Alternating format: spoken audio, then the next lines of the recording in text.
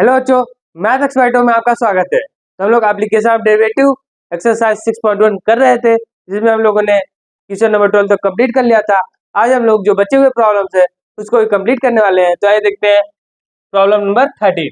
A balloon which always remains spherical. कह रहा है एक बैलून है वो स्फेरिकल है, ठीक है। स्फेरिकल मतलब स्फीयर दिया हुआ है, ठीक है। हैज अ वेरिएबल डायमीटर, इसका हमें क्या दिया हुआ, डायमीटर दिया हुआ। तो लिखिए गिवन क्या है, गिवन है आपका डायमीटर। डायमीटर कितना है देखिए 3/2 2x+1।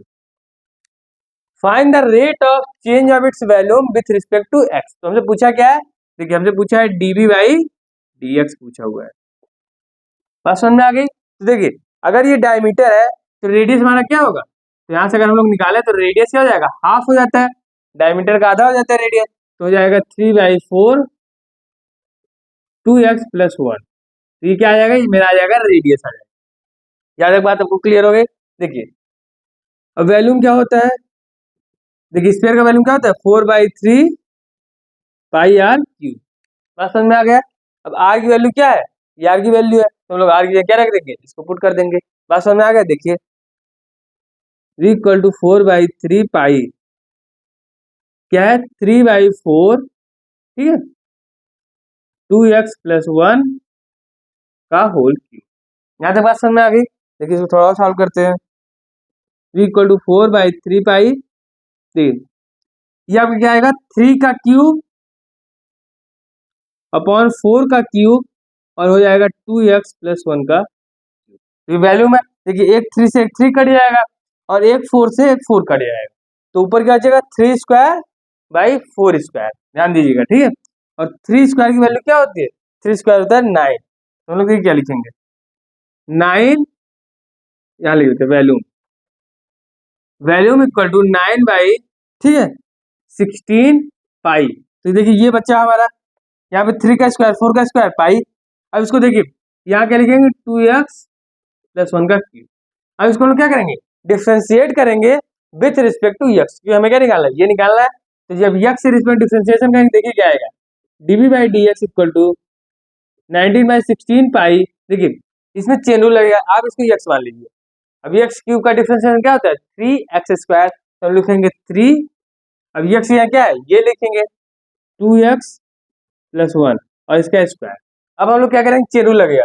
अब इस 3 को कट कर दिए। अब 2x+1 का डिफरेंशिएशन, तो 2x+1 का डिफरेंशिएशन, 2x का डिफरेंशिएशन 2 और 1 क्या है कांस्टेंट, तो इसका 0 हो जाएगा। फिर थोड़ा और सॉल्व करते हैं इसको dv/dx, ठीक है। देखिए अब 9 3 27/16 पाई। बात समझ में आ गया। 16 नहीं आएगा, ये 2 से ये कट जाएगा तो यहाँ 8 हो जाएगा। बात समझ में आ गया, यहाँ 2 से ये 8 कट जाएगा तो 27/8 पाई और यहाँ क्या आ जाएगा 2x+1 का स्क्वायर। बात समझ में आ गया। अब देखिए यहाँ वैल्यूम की यूनिट क्या होती है सेंटीमीटर क्यूब, और ये इसका x का यूनिट क्या हो जाएगा सेंटीमीटर। आप इसको सेंटीमीटर स्क्वायर भी लिख सकते हो, आप यहाँ पे इसको छोड़ सकते हो। बात समझ में आ गया। हमें क्या निकालना था, rate of change of volume with respect to x, जो कि हमारा आंसर आ गया। अब आइए जो बचे हुए प्रॉब्लम है उसको सॉल्व करते हैं। देखिए प्रॉब्लम नंबर 14 क्या है, sand is pouring from the pipe at the rate of 12 centimetre per cube. तो देखिए 12 सेंटीमीटर पर क्यूब किसकी यूनिट होती है, तो dv/dt दिया है। समझ में आ गया। तो आप ऐसे समझोगे क्या दिया है हमें। देखिए सॉल्यूशन हम करते हैं, तो हमें गिवन क्या है dv/dt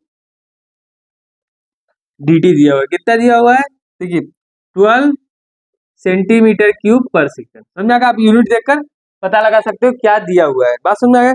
आगे क्या दिया हुआ है, the following send from a cone on the ground in such a way that the height of cone is always 1/6 of the radius of base. तो क्या दिया है, देखिए हाइट ऑफ कोन और क्या दिया है 1/6 ऑफ रेडियस ऑफ बेस, ठीक है। कोन जैसे मान लीजिए हमारा क्या है, ये एक कोन दिया हुआ है। बात समझे, ये हाइट है और ये रेडियस है। तो हाइट क्या है 1/6 टाइम है इसके रेडियस की। बात समझ में आ गई। आगे देखिए क्या दिया हुआ है हमसे, how fast the height of the sand cone is increasing. तो रेट देखिए रेट पूछा है, तो हमने क्या पूछा है, देखिए dh/dt पूछा हुआ है। समझ आ गया। हमसे क्या पूछा है, हाउ फास्ट हाइट, कितनी तेजी से हाइट चेंज हो रहा है जब हाइट क्या हो एट हाइट h = 4। समझ में आ गया? तो देखिए कैसे सॉल्व करेंगे। हमें इसमें क्या क्या दिया हुआ है, हमें डी बाई डी टी दिया हुआ है, हमें height of cone equal to 1/6 time height radius of cone दिया हुआ है, और हमें D H by D T हमसे पूछा हुआ है। समझ में आया? देखिए कोन का पहले फार्मूला लिखेंगे। वॉल्यूम क्या होता है, देखिए ये 1/3 पार्ट होता है सिलेंडर का, इसको हम लोग क्या लिखते हैं 1/3 पाई आर स्क्वायर एच। और देखिए हमें निकालना क्या है D H by D T, तो आर को भी हम लोग एच में कन्वर्ट कर लेंगे। आर को एच में कैसे कन्वर्ट करेंगे, देखिए तो रेडियस ऑफ कोन कितना हो जाएगा 6 टाइम्स क्या हाइट ऑफ, तो क्या करेंगे हम लोग आर की जगह 6h पुट कर देंगे। देखिए सॉल्व करते हैं, तो v equal to 1/3 pi 6h का स्क्वायर इंटू एच। समझ आ गया? v इक्वल टू देखिए ये 6 का स्क्वायर बाहर आ जाएगा, और 6 का स्क्वायर क्या होता है 36, और 36 लिख लेता हूँ अच्छा मैं 36/3 पाई इंटू एच क्यूब। अब इसको थोड़ा और कट करोगे तो देखिए 12 पाई एच क्यूब। बात समझ में आ गया? तो ये मेरा क्या बन गया, हाइट के फॉर्म में वॉल्यूम का फार्मूला बन गया। अब हमें क्या करना है, इसको डिफरेंशिएट करना है विथ रिस्पेक्ट टू टी। तो हम लोग चलिए डिफरेंशिएट करते हैं, देखिए क्या हो जाएगा। इधर हो जाएगा डीवी बाई डी टी 12 पाई, अब देखिए एच क्यूब का डिफरेंशिएशन तो 3 एच स्क्वायर, और फिर एच का differentiation D H by D. बात समझ में आ गई? अब इसको हम लोग सॉल्व करते हैं। सॉल्व कैसे करेंगे, देखिए हमें वैल्यू दी होगी, हमें डी बाई डी टी दिया हुआ है, तो डी बाई डी टी के हम लोग 12 रख देते हैं। 12 equal to 12 pi into 3 into देखिए एच कितना दिया हुआ है 4, और 4 का स्क्वायर क्या होता है 16, तो हम लोग लिखते हैं 16, ठीक है, इंटू डी एच बाई। बात समझ में आ गया? देखिए अब 12 से 12 हमारा कट जाएगा, इधर क्या हो जाएगा 16 3 जा 48, तो देखिए इधर क्या बचा है 1 equal to 48 pi into D H by D T. अब देखिए 48 पाई इधर आ जाएगा, तो D H by D T हमारा देखिए क्या आ जाएगा 1/48 पाई। समझ में? अब यूनिट कैसे लिखेंगे, हाइट क्या है देखिए सेंटीमीटर है, तो लिखेंगे सेंटीमीटर, और टाइम क्या है सेकंड, सेंटीमीटर पर सेकंड, इसकी यूनिट। बात समझ में आ गया? बहुत इजी था, हमें बस क्या करना वॉल्यूम को हाइट के फॉर्म में लिख देना था, फिर इसको डिफरेंशिएट करके हमको आंसर निकाल लेना था। आइए हम लोग अगला प्रॉब्लम करते हैं, ठीक है।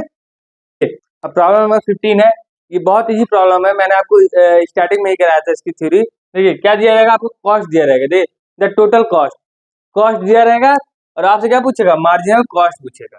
तो कुछ भी नहीं करना है, सिंपल आपको क्या करना है डिफरेंशिएट कर देना है इसको विथ रिस्पेक्ट टू एक्स। देखिए इसको हम लोग डिफरेंशिएट करते हैं, तो D C by D X differentiate करेंगे, देखिए क्या आएगा।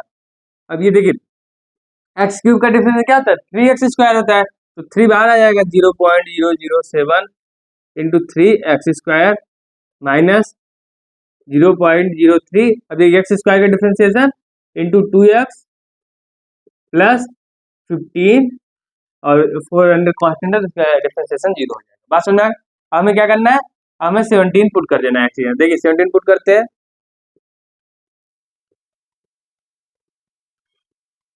0.007 इंटू 3 इंटू 17 का स्क्वायर, ठीक है, 17 का स्क्वायर होता है 289, ठीक है, माइनस 0.03 इंटू 2 इंटू 17, ठीक है, प्लस 15।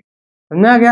देखिए 17 का स्क्वायर 289, तो आप लिखोगे 0.007 इंटू 3 इंटू 289, तो फिर आप इसको और भी लिख सकते हो, ठीक है, ये 21 हो जाएगा, और माइनस अब क्या लिखो यहाँ पे 0.03 इंटू ये आपका हो जाएगा 34 प्लस 15, ठीक है, आप इसको कैलकुलेट कर लीजिए, आपका आंसर आ जाएगा। बस इसमें कैलकुलेशन है, बाकी इसमें कुछ है नहीं, ठीक है, इसका आप कैलकुलेशन कर लीजिएगा, मल्टीप्लाई कर लीजिएगा तीनों को, और फिर आप ऐड कर दिएगा, आपका आंसर आ जाएगा।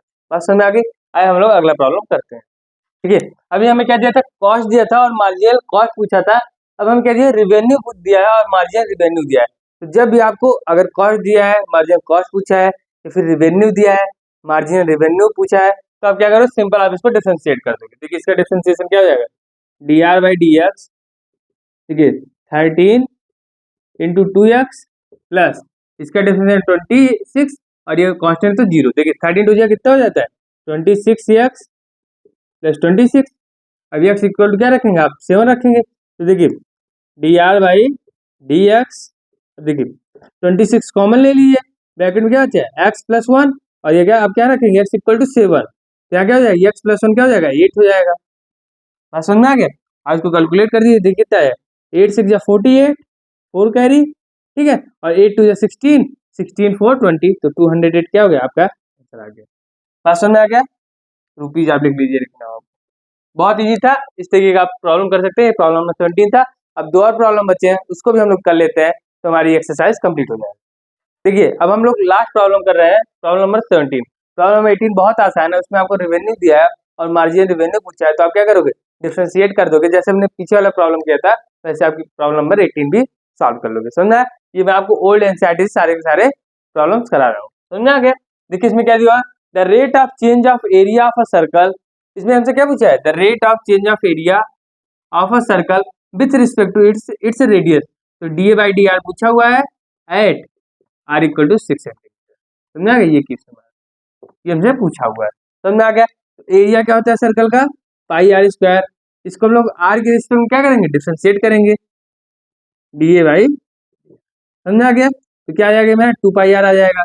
आर इक्वल टू 6 में हमें निकालना है, तो आर की हम लोग क्या रखेंगे, 6 रख लेंगे, आर की जगह 6 रख लेंगे, तो क्या आ जाएगा 12 पाई हमारा आंसर आ जाएगा। बाकी आप इसकी नोट लिख लीजिएगा, सेंटीमीटर स्क्वायर बाई सेंटीमीटर, या फिर सेंटीमीटर भी आप लिख सकते हो, दोनों आंसर आपके सही है। बात समझ में आ गया। तो हमने एक्सरसाइज 6.1 कंप्लीट कर लिया है। अब जो बचे हुए एक्सरसाइज है उसको भी हम लोग कंप्लीट कर लेंगे। तब तक के लिए धन्यवाद और अपना ख्याल रखिए।